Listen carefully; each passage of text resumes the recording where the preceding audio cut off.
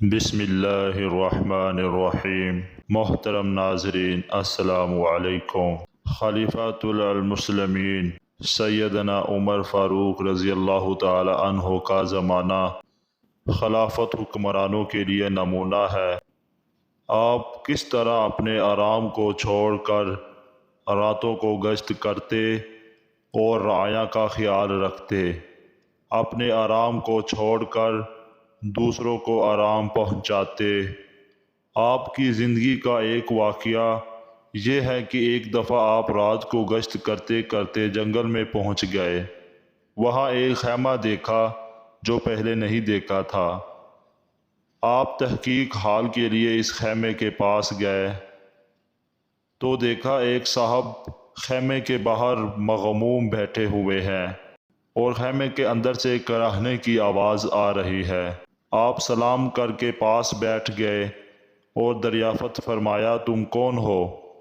صاحب خیمے نے کہا، میں ایک دیہاتی ہوں، مصیبت زدہ مسافر ہوں، امیر المومنین حضرت عمر رضی اللہ تعالی عنہ کے پاس اپنی ضرورت لے کر آیا ہوں۔ رات ہو گئی اس لیے یہاں ٹھہر گیا ہوں، کل صبح خلیفہ کی خدمت میں حاضر ہوں گا۔ آپ نے فرمایا، اس خیمے کے اندر کون ہے اور کراہنے کی آواز کیسی ہے؟ مسافر چونکہ مصیبت زدہ تھا اور پریشان تھا، اس لیے کہا کہ تم جاؤ، تمہیں ہم پریشان حال لوگوں سے کیا غرض؟ حضرت عمر رضی اللہ تعالی عنہ نے پھر وہی سوال دہرایا۔ اس نے کہا، بھائی جاؤ اپنا کام کرو۔ حضرت عمر رضی اللہ تعالی عنہ نے کہا، بتاؤ نا بھائی، کیا معاملہ ہے؟ یہ کراہنے کی آواز کیسی ہے؟ مسافر نے کہا، میاں خیمے کے اندر میری بیوی ہے، ہمارے گھر اللہ کی رحمت ہونے والی ہے، کسی داعیہ وغیرہ کا کوئی انتظام نہیں، جس کی وجہ سے میں پریشان ہوں۔ آپ کے شہر کا دروازہ بند ہے، کوئی داعی بھی نہیں آ سکتی، اور نہ یہاں کوئی آبادی ہے، اور نہ میں یہاں اس وقت اسے چھوڑ کر جا سکتا ہوں، اور نہ ہی یہ کام میرے اور تمہارے بس کا ہے، اب اللہ ہی حافظ اور وکیل ہے۔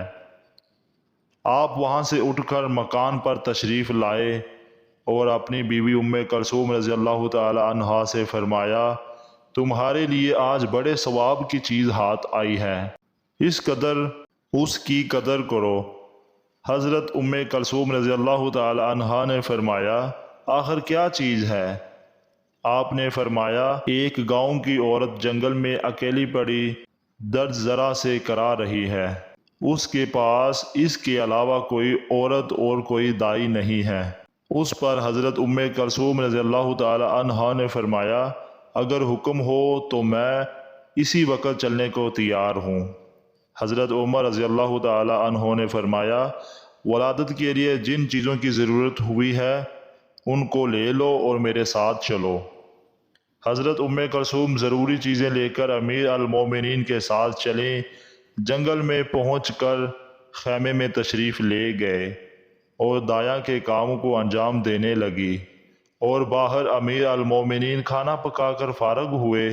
رضی اللہ تعالی عنہ ولادت کی انجام دہی سے فارغ ہوئی اور باہر آ کر فرمایا، اے امیر المومنین، اپنے مسافر بھائی کو لڑکا پیدا ہونے کی مبارکباد دو۔ جوں ہی امیر المومنین کا لقب اس مسافر کے کان میں پڑا تو گھبرایا۔ حضرت عمر فاروق رضی اللہ تعالی عنہ نے کہا، گھبرانے کی کوئی بات نہیں، میں تمہارا خادم ہوں، لو یہ کھانا تم میاں بیوی کھا لو، تمہیں بڑی تکلیف ہوئی ہے، رات بھر تم جاگتے رہے، کل صبح کو آنا، جو کچھ ہو سکا تمہارے لیے انتظام کر دیں گے۔ یہ کہہ کر ام کلثوم رضی اللہ تعالی عنہا کو ساتھ لے کر واپس مکان پر تشریف لائے۔ اے اللہ، ہمیں بھی کوئی صالحہ خلیفہ نصیب کر جو تیرے دین کو اس ملک میں نافذ کرے، جو تیری مخلوق پر رحم کرے، جو خود حاکم بن کر نہیں بلکہ خادم بن کر رہے۔ آمین یا رب العالمین۔